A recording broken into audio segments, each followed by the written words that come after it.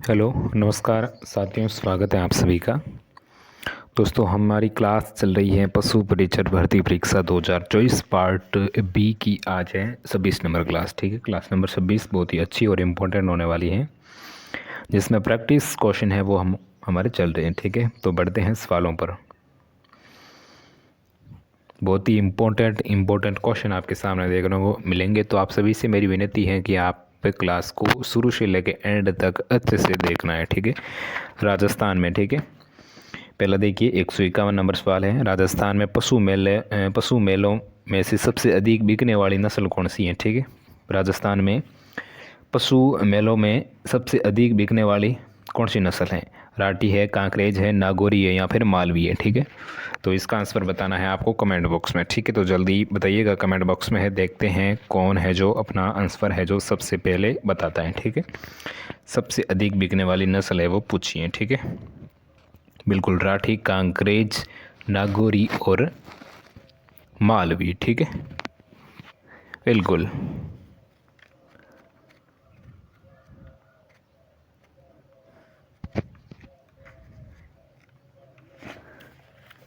बिल्कुल। यहाँ पर जो हमें जो सही आंसर देखने को मिलता है, तो वो मिलता है दोस्तों बिल्कुल ऑप्शन नंबर सी, बिल्कुल नागौरी इसका करेक्ट आंसर हो जाएगा, नागौरी। ठीक है,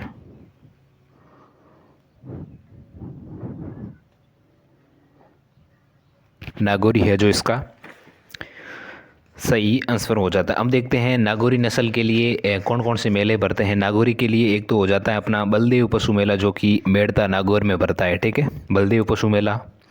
और एक हो जाता है जो कि तेजा जी का पशु मेला, डीडवाना वाला। ठीक है, तेजा जी पशु मेला जो कि डीडवाना में भरता है। और एक हो जाता है नागौरी वाला रामदेव पशु मेला। ठीक है, जो कि मानसर नागौर में भरता है। ठीक है, वो भी नागौरी नस्ल के लिए है। ठीक है, तो बिल्कुल इसका आंसर है नागौरी। ठीक है, नेक्स्ट देखिए दोस्तों, आगे बढ़ते हैं। भैंस का प्रथम क्लोन है। ठीक है, भैंस का प्रथम क्लोन है गरिमा, डोली, मोली या फिर सोली। ठीक है, गरिमा, डोली, मोली, सोली। ठीक है, तो भैंस का प्रथम क्लोन कौन सा हो जाएगा? तो बिल्कुल यहाँ पर हो जाएगा गरिमा। ठीक है, न कि डोली, मोली, सोली। ठीक है, तो ऑप्शन नंबर बिल्कुल ए हो जाता है अपना गरिमा। ठीक है, नेक्स्ट देखिए दोस्तों, सवाल बहुत ही इंपॉर्टेंट होने वाले हैं, तो अभी तक आपने हमारे चैनल को सब्सक्राइब नहीं किया है तो सब्सक्राइब है वो कर सकते हैं। ठीक है, नीचे है जो ऑप्शन आपको दिख रहा होगा सब्सक्राइब, उस पर आप क्लिक कर दीजिएगा। ठीक है, निम्न में से रोगाणुनाशक ठीक कौन है जो रोगाणुनाशक है? फिनाइल है, तारफीन का तेल है, सरसों का तेल है या फिर तिल का तेल है? ठीक है, कौन है वो रोगाणुनाशक है? ठीक है, फिनाइल या फिर तारफीन का तेल, सरसों का तेल या फिर तिल का तेल? ठीक है, तो इसका जो करेक्ट आंसर हो जाता है तो वो होता है दोस्तों फिनाइल। ठीक है, बिल्कुल यहाँ पर जो करेक्ट आंसर है तो वो है फिनाइल। ठीक है, option number A phenyl. Next देखिए दोस्तों, पोटेशियम परमैंगनेट पानी में घुलकर कौन सा रंग देता है? ठीक है, जो पोटेशियम परमैंगनेट है वो पानी में अगर इसको घुला दिया जाए तो कौन सा रंग देता है वो? फिर इसका जो रंग है वो कैसा हो जाता है? पीला, लाल, काला या फिर बैंगनी? ठीक है, बिल्कुल, जिसमें इसका कलर पीला होता है या फिर इसका कलर लाल हो जाता है या फिर इसका कलर काला हो जाता है या फिर इसका कलर बैंगनी टाइप हो जाता है। ठीक है, बिल्कुल, थोड़ा गहरा कर लेते हैं बैंगनी को।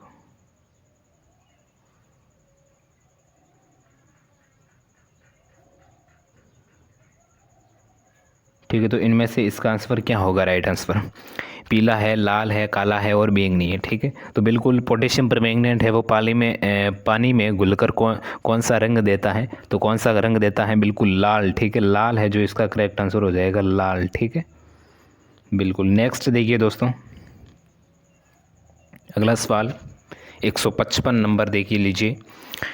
पट्टी बांधना या फिर पुलटिस बांधना या लेप करना औषधि देने का कौन सा तरीका है? ठीक है, पट्टी बांधना या फिर पुलटिस कर पुलटिस बांधना या लेप करना औषधि देने का कौन सा तरीका है? प्रजनन अंगों द्वारा, मुंह द्वारा, या फिर नाक द्वारा या फिर बाहरी अंगों पर औषधि लगाना, ठीक है। तो इसका करेक्ट आंसर हो जाता है बाहरी अंगों पर औषधि लगाना, ठीक है।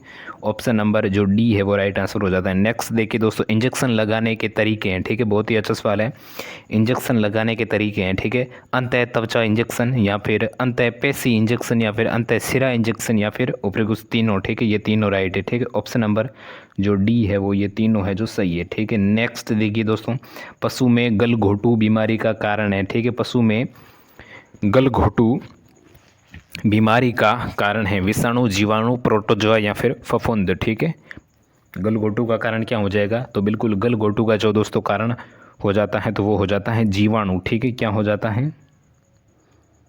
बिल्कुल जीवाणु, ठीक है, जीवाणु। नेक्स्ट देखिए दोस्तों, दुग्ध बुखार बीमारी का कारण है, ठीक है। दुग्ध बुखार बीमारी का कारण है उपापचयी, विषाणु जनित, जीवाणु जनित या फिर प्रोटोजोआ जनित, ठीक है। दुग्ध बुखार, तो बिल्कुल दुग्ध बुखार है जो दोस्तों उपापचयी है, ठीक है। उपापचयी,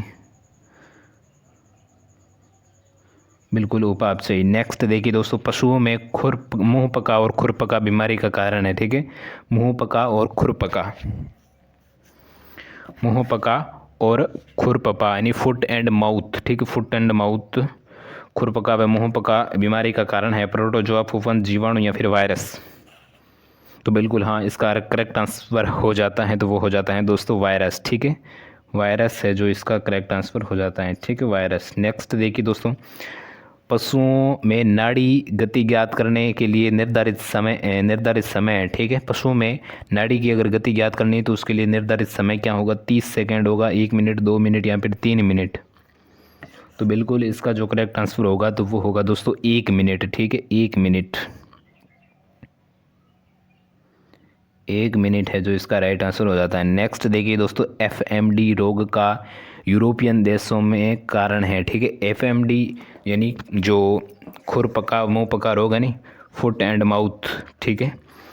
इसका यूरोपियन देशों में कारण है, जिसमें 4 ऑप्शन आपके सामने देखने को मिलते हैं, जिसमें एसएटी वायरस है या फिर AOC वायरस या फिर SAT वायरस है या फिर SAT। 1 मिनट, इसमें SAT वायरस ये 3 हो जाएगा, ठीक है। SAT वायरस 3 है या फिर ये SAT हो जाएगा 2, ठीक है। SAT 2 है या फिर ये SAT 3, ये SAT 3, ठीक है। SAT 3 और AOC वायरस, ठीक है। तो इसका जो करेक्ट आंसर होगा तो वो होगा अपना ऑप्शन नंबर बी यानी SAT 2, ठीक है। SAT 2 इसका करेक्ट आंसर हो जाएगा। SAT 2 वायरस, ठीक है, बिल्कुल SAT 2। हाँ, नेक्स्ट देखिए दोस्तों, एंथ्रेक्स रोग का रोग कारक निम्न में से कौन सा है, ठीक है। एंथ्रेक्स जो रोग है उसका रोग कारक, ठीक है, कारक पूछा है आपको। तो देखिए इसमें ट्रिपनोसोमा इवेंसाई है और बेसिनल एंथ्रिस है या फिर पाचुरेला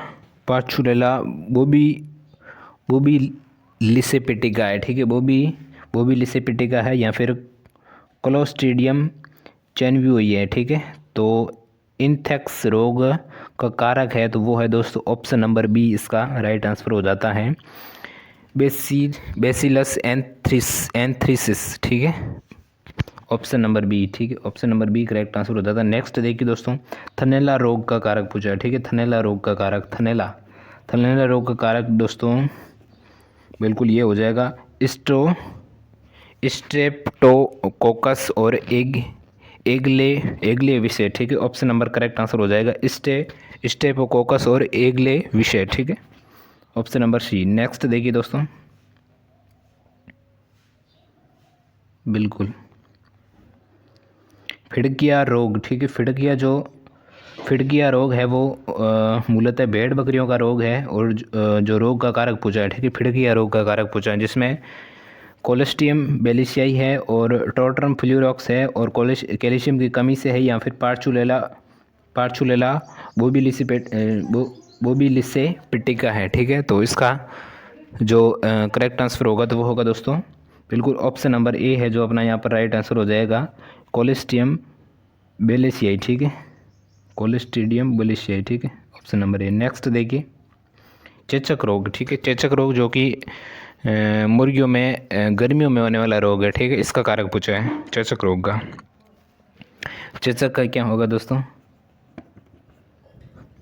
इसका क्या था, बिल्कुल ये था। चेचक का पूछा है तो चेचक का क्या हो जाएगा, चेचक का हो जाएगा दोस्तों बोरोलियोटा बीएम्स विषाणु। ठीक है, बोरोलियोटा बीएम्स विषाणु। ठीक है, नेक्स्ट देखिए दोस्तों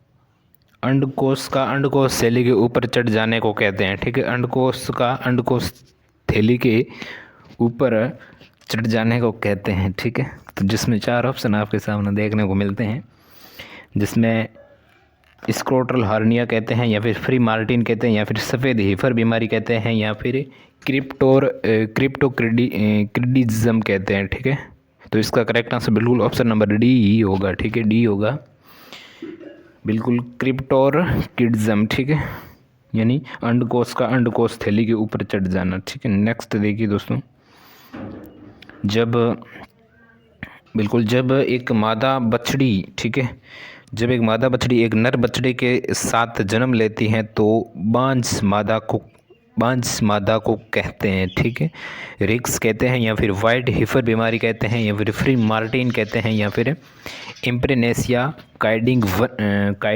वन कहते हैं। ठीक है, तो बिल्कुल इसका जो सही आंसर देखने को मिलता है तो ऑप्शन नंबर फ्री मार्टिन। ठीक है, फ्री मार्टिन है। जब एक मादा बछड़ी एक नर बछड़े के साथ जन्म लेती हैं तो उस बांझ मादा को कहते हैं फ्री मार्टिन। ठीक है, ऑप्शन नंबर सी। वसा में घुलने वाले विटामिन हैं। ठीक है, वसा में घुलने वाले विटामिन हैं विटामिन ए, डी, ई एवं के, या फिर ए डी, या फिर बी सी, या फिर ए डी सी। वसा में घुलने वाले विटामिन आपको पूछे हैं। ठीक है, तो वसा में घुलने वाले विटामिन है तो वो है एक तो ए विटामिन है। ठीक है, तो एक ए इसमें हो जाएगा और एक ए इसमें हो जाएगा। ठीक है, और वसा में कौन कौन से विटामिन घुलते हैं, एक हो जाता है डी, हो जाता है डी इसमें है, एक इसमें है, एक इसमें है। ठीक है, और एक ई हो जाता है, ई इसमें भी नहीं है, इसमें भी नहीं है, इसमें भी नहीं है। ठीक है, और के। ठीक है, यानी option number A correct answer हो जाता है, ऑप्शन नंबर ए। ठीक है, यानी विटामिन ए, बी कहाँ होगा, ए, डी, ई और के। ठीक है, ये है जो वसा में घुलने वाले विटामिन्स हैं। ठीक है, निम्नलिखित में से कौन सी बीमारी जीवाणु से नहीं एक होती है। ठीक है, तो देखते हैं ये क्वेश्चन कैसा है। निम्न में से कौन सी बीमारी जीवाणु से नहीं होती है। ठीक है, ये एक ऐसे ही इसको हम कट कर देते हैं। ठीक है,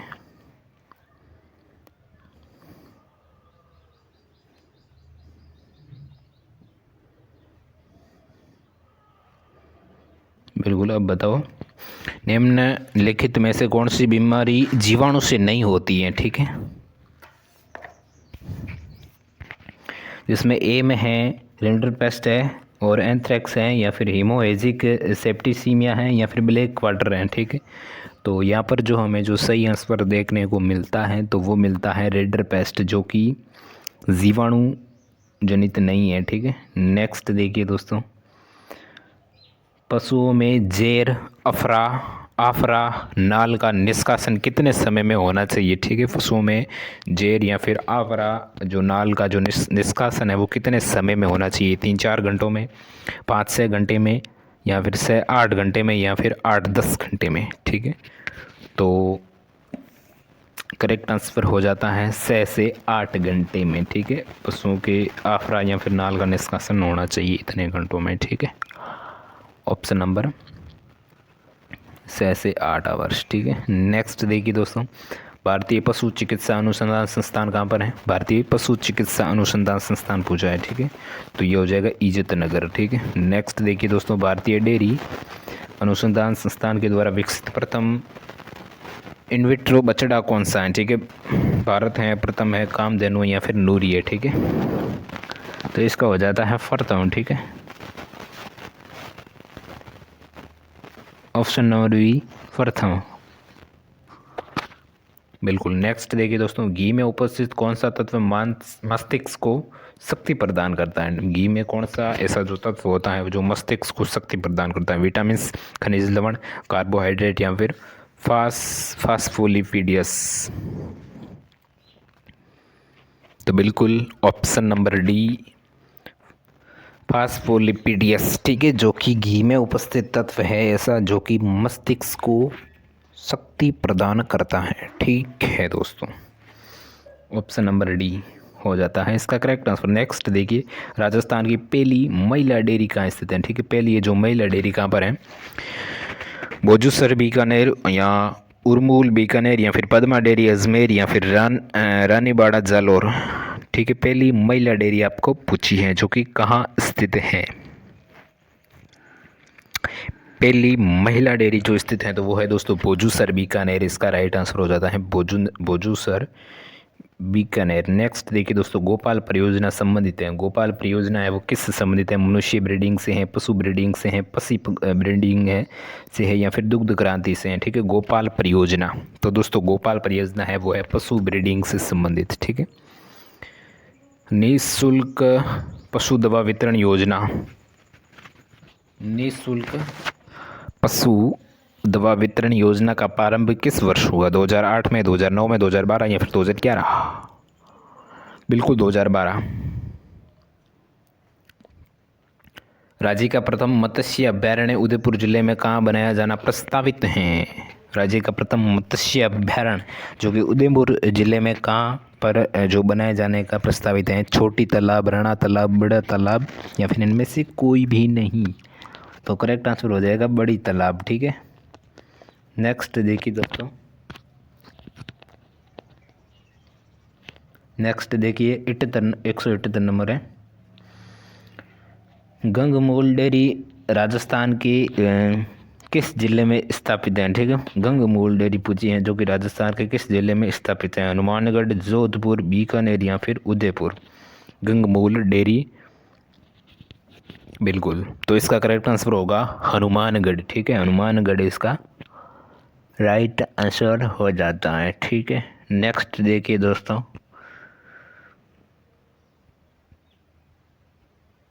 बकरी विकास एवं चारा उत्पादन परियोजना अजमेर के किस देश द्वारा वित्त पोषित योजना थी? यानी फिलहाल अभी नहीं होगी। ठीक है, बकरी विकास एवं चारा उत्पादन परियोजना जो कि अजमेर जिले में किस देश द्वारा वित्त पोषित योजना थी? ऑस्ट्रेलिया, न्यूजीलैंड, कनाडा या फिर स्विट्जरलैंड? ठीक है, बिल्कुल, तो इसका होगा तो वो होगा स्विट्जरलैंड। ठीक है, ऑप्शन नंबर डी। नेक्स्ट देखिए दोस्तों, आज का अपना अंतिम और इम्पोर्टेंट और अच्छा सवाल है। गोपाल योजना राजस्थान के कितने जिलों में चलाई जा रही है?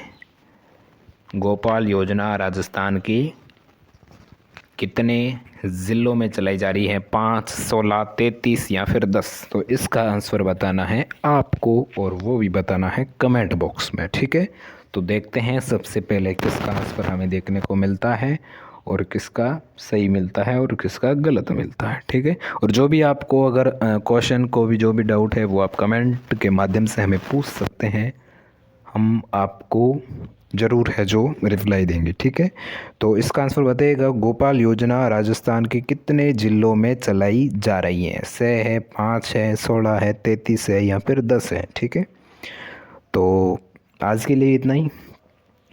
ये थे बहुत ही अच्छे और इम्पोर्टेंट क्वेश्चन। अगर आपको अच्छे लगे हैं तो ज़रूर अच्छे लगे होंगे, अच्छे लगे हैं तो क्लास को लाइक, और अभी तक आपने चैनल को सब्सक्राइब नहीं किया है तो सब्सक्राइब कर लीजिएगा। हम मिलते हैं इसकी नेक्स्ट क्लास में।